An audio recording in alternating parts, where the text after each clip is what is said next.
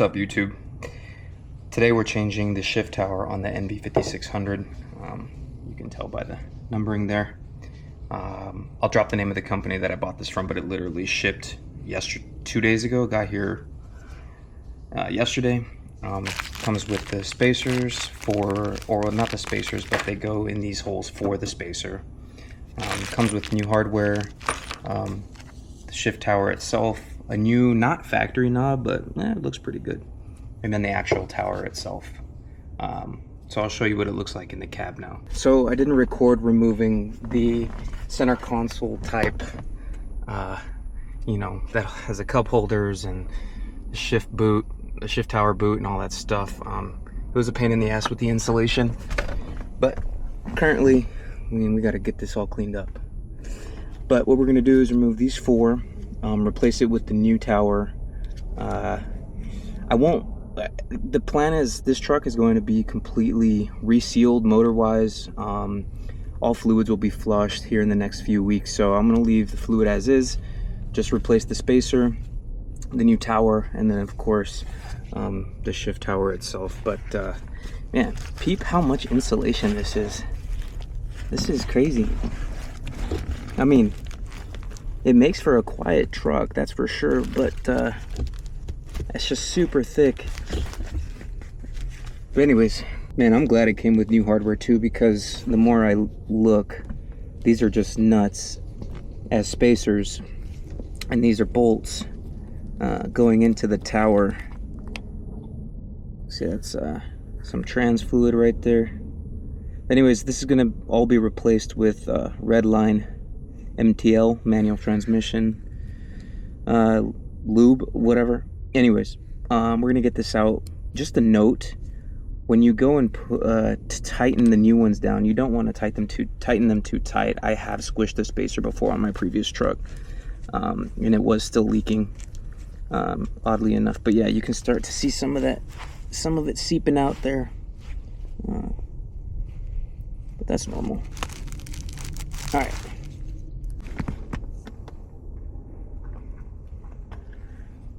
All right, so there's what it looks like, and it's just that simple. So we'll remove that, take a gander in here. I want to remove that spacer. It looks like it's smashed or something.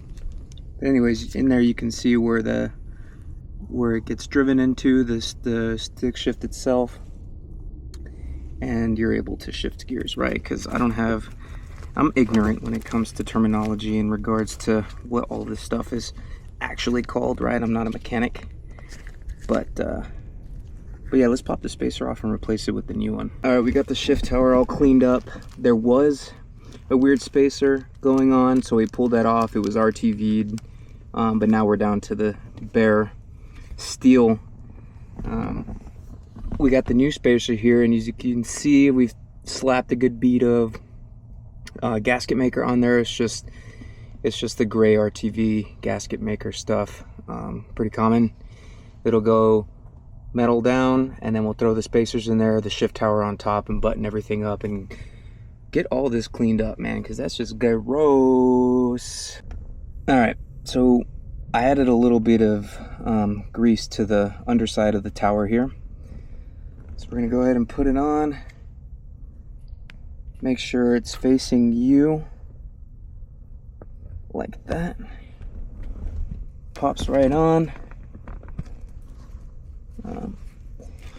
Add the spacers in here.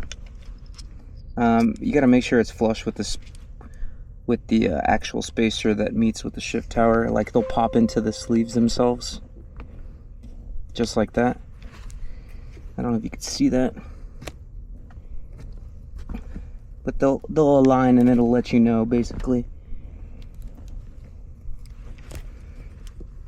If I could just get the rest. There we go. There we go.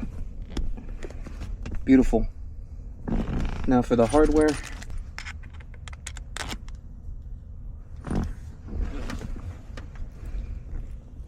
We're gonna get those tightened up, and then throw the shift tower on, and then we're gonna drive like this just to make sure that there are no leaks or anything. But Do need to give the RTV a little bit of time to harden, cure, if you will, the proper technical term. But yeah, again, when you're tightening these guys, you don't want to go stupid tight, because it will squish that spacer out and you will leak. It's happened to me before, ironically. But anyways, just get them nice and snug and hand tight and make sure they're even all the way around. All right, that's what she looks like, all put together. I don't know if you can see that, but there's a really nice bead of silicone that squished out just perfectly. Everything looks clean. I got the floor cleaned up.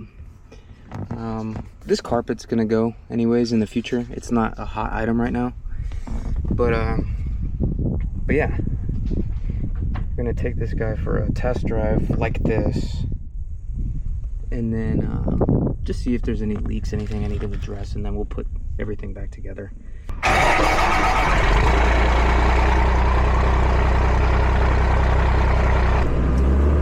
All right, guys, we were able to test drive the truck. This isn't my first run of the since changing out the tower. Had some other stuff to do, but we did take it for a test drive, and it was really weird. I'm not gonna lie. Like, everything was different. The shift points, the angles. I was grinding. I couldn't find fifth gear. It wouldn't go into fifth gear. It was the weirdest thing. I don't think there's like an adjustment period. That would be weird and silly. It doesn't even logically make sense, but maybe to the user. But after driving it, yeah, I didn't give the RTV any time to cure whatsoever. I just hopped in it and slapped the camera on the back, got a clip of the exhaust, came back, and she was leaking out the tower. So I set the truck, had another appointment, hopped on the bike, took the bike to that thing and let the truck sit for a while. There's quite, I don't know what happened. I think gesture control is on or whatever. But anyways, yeah, it was leaking quite a bit. So anyways, let the truck sit, and then I had to go pick up a U-Haul trailer to go grab some furniture. So I took the truck. I still haven't put the cup holder housing thing that has, like, you know, for the 4x4 and the shift tower, the boot, my bad, and all that stuff. It's still not there because I was like monitoring it and whatnot. So anyways, I just have a towel around here to dampen the noise a little bit, because it's pretty damn noisy, chattery, loud. You know how it is. Engine is basically right here. Anyways, so yeah, it was leaking a little bit, but since then it has not. And I know that RTV is nowhere near cured fully yet, but in this time of driving, I've managed to pick up on the shift points, and man, it feels so much better. They weren't as far out and drawn out as they were prior. They're much shorter and sweeter and easier to daily, right? Like, the movements are a lot easier to just go from first, second, well, I don't even use first, but from second and third to fourth to fifth. It was going into the fifth that was a pain in the ass, but man, it feels so much better. It completely eliminated the chatter that was coming from the prior setup. The new setup is much cleaner. It feels better. The knob feels better. The shift points feel better. It just changed everything. So makes driving it a little bit more pleasant. But yeah, I just thought I'd come on here and, you know, update with that. So I think the next step is I've cleaned up that center console thing that's on the bottom. I kind of want to spray it, hit it with some tanned, I don't know, maybe some black paint, maybe some tougher texture. I don't know, we'll see. I did that to the previous truck and it came out nice. But yeah, anyway, we got things coming up for this truck, so, you know, as always, I'll keep you guys in the loop. But yeah, she feels great. So till next time.